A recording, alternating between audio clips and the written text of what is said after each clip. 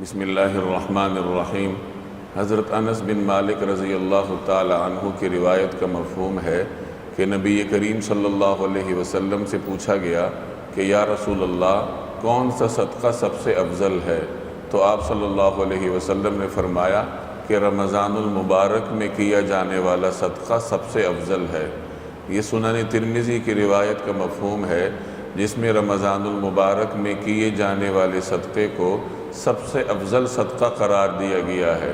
رمضان المبارک وہ مہینہ ہے جس میں اللہ کی رحمتیں اپنے عروج پہ ہوتی ہیں، اللہ تعالیٰ کی جانب سے اپنے بندوں کی مغفرت کے فیصلے ہوتے ہیں، اہل جہنم کو آزادی کے پروانے عطا کیے جاتے ہیں، گویا اللہ جل جلالہ کی سخاوت اپنے عروج پہ ہوتی ہے۔ اسی طرح رسول اللہ صلی اللہ علیہ وسلم کی سنت بھی یہی ہے کہ رمضان المبارک میں آپ صلی اللہ علیہ وسلم کی سخاوت اپنے کمال پر ہوتی تھی۔ چنانچہ حدیث میں آتا ہے کہ رمضان میں نبی کریم صلی اللہ علیہ وسلم کی سخاوت تیز ہوا کی طرح ہوتی تھی۔ جس طرح تیز ہوا سے ہر شخص کو، ہر مخلوق کو فائدہ پہنچتا ہے، اسی طرح رمضان میں رسول اللہ صلی اللہ علیہ وسلم کی سخاوت سے ہر شخص کو فائدہ پہنچتا تھا۔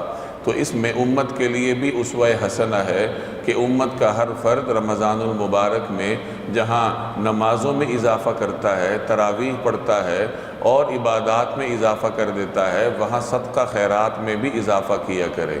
سلف میں سے بعض حضرات یہ فرماتے تھے کہ رمضان المبارک میں اپنے گھر والوں پر کھلا خرچ کیا کرو، کیونکہ رمضان میں خرچ کیے جانے والا ہر درہم یا رمضان المبارک میں خرچ کیا جانے والا مال اللہ جل جلالہ کے راستے میں خرچ کرنے کے مترادف ہے۔ تو کوشش کرنی چاہیے کہ اپنے اہل و عیال پر بھی خرچے میں وسعت لانی چاہیے، اور اپنے پڑوسیوں کا بھی خیال کرنا چاہیے، رشتہ داروں کا بھی خیال کرنا چاہیے، اور اللہ نے توفیق دی ہو تو معاشرے میں سے ان لوگوں کو تلاش کر کے ان کا حصہ ان تک پہنچانا چاہیے جن کے گھروں میں سحر اور افطار کے حوالے سے یا عید کی تیاریوں کے حوالے سے کچھ مشکلات ہیں۔